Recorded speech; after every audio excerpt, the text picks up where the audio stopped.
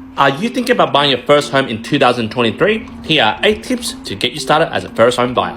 Number 1, when you're researching for your ideal property, don't focus on the median prices like this. Look, a lot of home buyers that I speak to think the median price is the average price in that suburb that's been sold in the area. You gotta remember, guys, median price is based on the data given to them that month. So basically, they get a total of all the properties sold in that month, divided by the number of properties sold to get the median price. For example, a double mansion got sold in that suburb this month, and then it rose the price by like exponential over reserve. Then you'll see the median price go up, but it doesn't mean that, other older units have gone up in value. So therefore, first home buyers should consider other factors that are contributing to why the prices are going up or going down. Which leads to tip number 2. When looking for property, don't just look for listing prices or sale prices, look for sold prices prior to this listing. I know it's very hard to find this information on Google or realestate.com, and that's why when my clients use me, I offer them this service. And as a mortgage broker, I have access to CoreLogic RPI, which is a paid subscription that I have, and I get access to all my clients. For example, I have a client in Victoria and they plan to buy this property.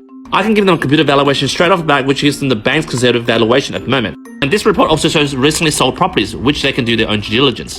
And tip number 3, especially for my first home buyers on a budget, is to look out for upper fixes. For example, you might be going to an open inspection and you walk into this property and you go, ugh, yuck, I hate the kitchen, it looks like dog shit.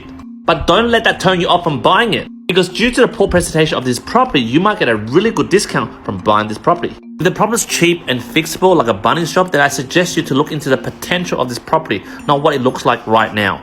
Tip number 4, always inspect the property that you want to buy multiple times. For me, myself, I like to inspect it in the morning, in the afternoon, and even at night. And I'll always hire, for my last inspection, a building inspector.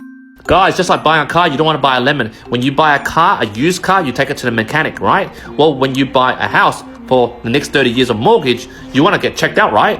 Tip number 5, very important for those who want to buy a townhouse or a small complex of apartments. If you guys find out that if the builder owns 1 or 2 of these complexes and they don't have strata, run. There's actually no independent strata to double check what these guys are doing. Whatever paperwork that you're getting your solicitor to vet, they're probably fake anyways.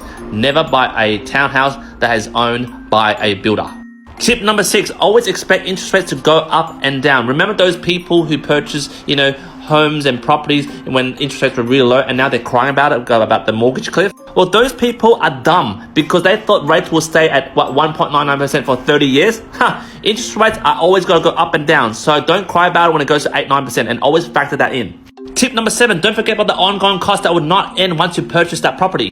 Council rates, utilities, strata. And if you're buying up a fixer, don't forget renovation costs after the purchase. You can't actually finance that. You got to pay with cash. And lastly, tip number 8, your property will go through a property cycle. So always plan for the worst and hope for the best. Jump in the comments, let me know what you think.